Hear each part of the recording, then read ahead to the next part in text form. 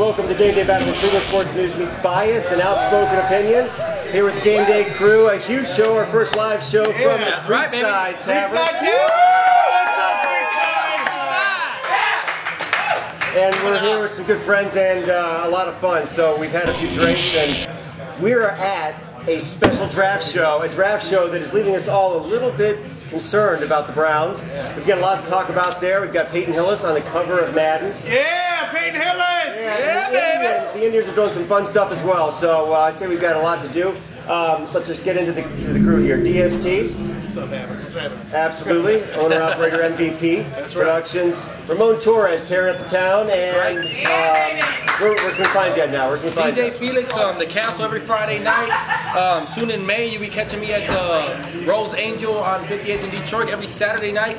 And soon to be Tricks down in downtown off West 6 on Thursday night. So Thursday through Saturday. Tricks is going, I know. You guys pretty busy. Trying to blow up everywhere. Hitting them all. All right. Brett Finnegan, Lake Erie Monsters doing quite well. We're going to get into that a bit later, but I know you've been extremely busy with the playoff action. And I got a lot of free time now. I thought you were going to say extremely disappointed. Well, now disappointed, but we're very excited. They made it to the first playoffs ever in franchise history, but it's a little disappointing. But hell, we got there, and we can't be more than happy that our boys. Hey, that's right. Hey, thanks for the free shirts too. Let's give them a hug. Yeah. Shirts, you know? Dollar beers, awesome. Dave Gibbons throwing us some dollar beers and a few cheap shirts. Awesome. Yeah, there you go. Sounds like a good night. Welcome to Monsters Hockey. Absolutely. So I don't know. Next season. I know we've got a draft pick to talk about, but I say we get into this just a little bit with the player that's already with us, and a player that now I think is maybe the biggest honor in football.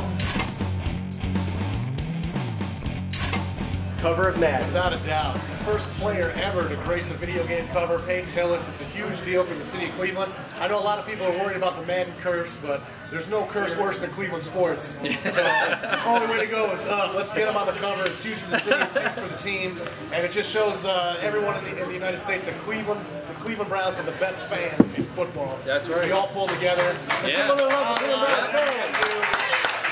The fans have spoken. You know, and it's an excellent point. Peyton Hillis didn't become the cover model for Madden because he was great. It was because Cleveland showed up to support him. We have an enormous number of people in this city. Browns backers, baby. Browns backers all over the country, and I think that is. The amount of people that support the Browns is underestimated because people look at the record, they look at their history, the recent history at least, and they think a lot of bad things. Peyton Hillis is on the cover of EA Sports because he was able to sort of inspire enough people in this town to go to the polls for him. And maybe DST hitting up Facebook fan page, prodding everybody. Every vote counts. And a lot of people out there. Absolutely. But this is the first year they open up the polls to the fans. Right. You know, so this gives us an opportunity to showcase our votes. You know, so we come in here, Cleveland, that's our best team. We're known as, that's Peyton Hillis on that team, you know. Right. So now, you know, we got every team watching for us. And of course, we were an underdog, a 10 seed. Oh, yeah. Going against the likes of Michael Vick, Aaron Rodgers, Super Bowl MVP, Eric Peterson, Peterson, you know, come on. Well, but you know, you're talking about Aaron Rodgers. You're talking about a little tiny place in Wisconsin. Nah, but you know, that's the Super Bowl MVP right there. You know, when this trade went through, I was kind of seeing my boy Brady Quinn leave, but now I'm like, Brady who? Because Peyton Hillis is a man.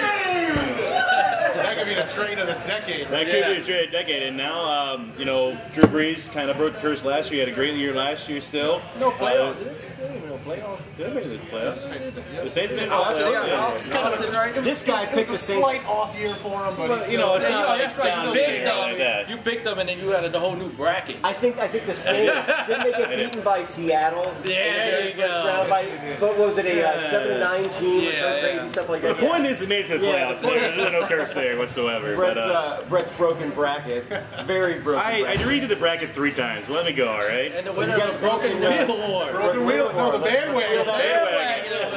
It's around here somewhere. I brought it with me. So huge props to Peyton. I'm going to get myself a Hillis jersey. Yeah, definitely. There you go. Yeah. I think it's every time it's time now. What you talking about, Hillis? See what he did there? See what he did there? So I like it. So overall, nobody's worried about the curse? I'm pretty sure we had Pete on our side for that too, by the way. I'm just throwing that out. I doubt there. it, yeah. How about the subliminal? The Browns and the dog pound beating Michael Vick. This is God's justice. Read into that a little bit. Justice. Right? Dogs bit him back in the ass, huh? So very cool. So I'm not worried about the curse at all. I think the curse is a bunch of BS. Hillis was hurt last year. Hillis might get hurt this year. It wasn't like he played the entire year and was phenomenal in every game. He took the last few games off, which kind of made me question him a little bit. If he does that, it's the same thing this year. If he gets hurt, it's not any different. But we're all going to look at the curse, and we're going to say, yeah, that's what happened. Right. Players have good years and they have bad years, and they have good years and bad years. Screw the curse. The Browns jersey is on the cover of Madden. It's going to sell like hotcakes. Right. The only thing is like, we can't go nowhere but up. So, something happens. Nowhere to go that means it's a better pick next year. Well, and he's ready to do it too. After all the hoopla on ESPN, he came out. He said he's excited to prove everybody wrong. He wants to prove that the curse is BS. He says he's in the proper mental state that he thinks he can come out and just prove everybody wrong. So. And now, 2 copies. Yeah.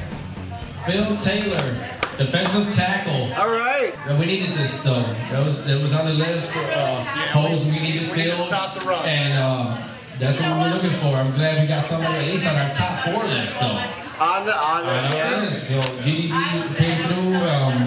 The Browns came through picking somebody we thought was a good person to fit the hole we needed. And I'm glad we got Phil Taylor. I'm sad that we gave up our 6th round. That'd be like Look at those diamond earrings. First round to jump to 27, then back to 21. I just don't think the Browns want it.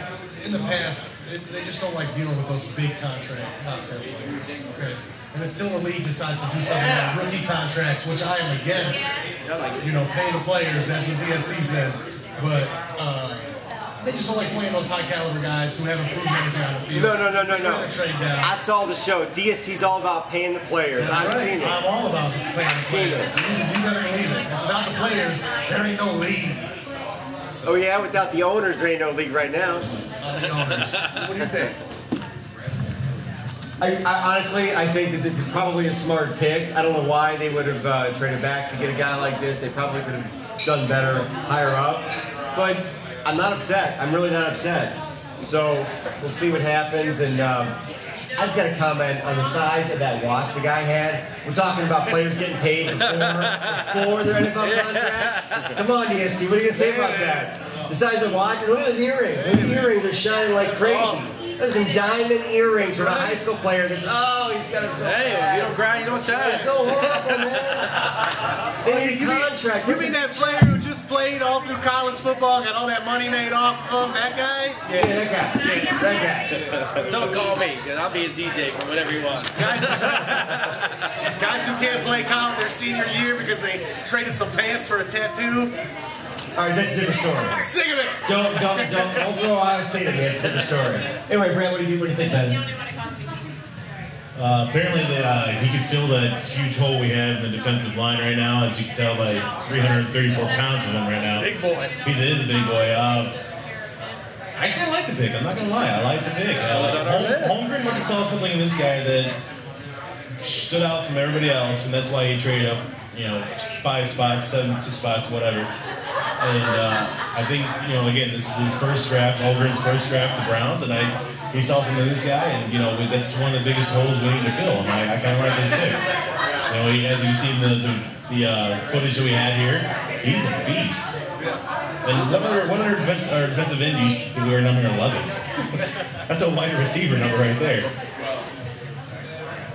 Well, what I want to comment on is he came as the 3rd defensive lineman right after guys like Marcel Darius and Nick Fairley.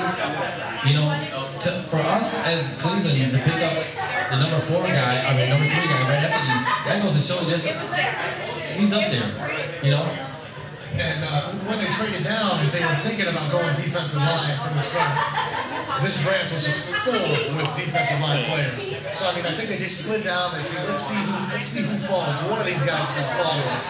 And then they got to the point where they probably just weren't sure, you know, if he was still going to be around there with 5 picks, they felt the need to make the move.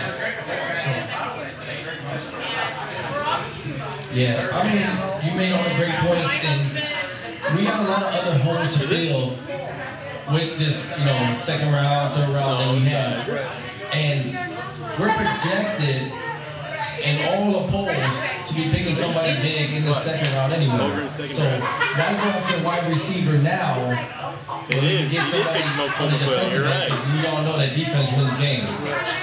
We got to stop the run, which is we were almost last in last year stopping the run.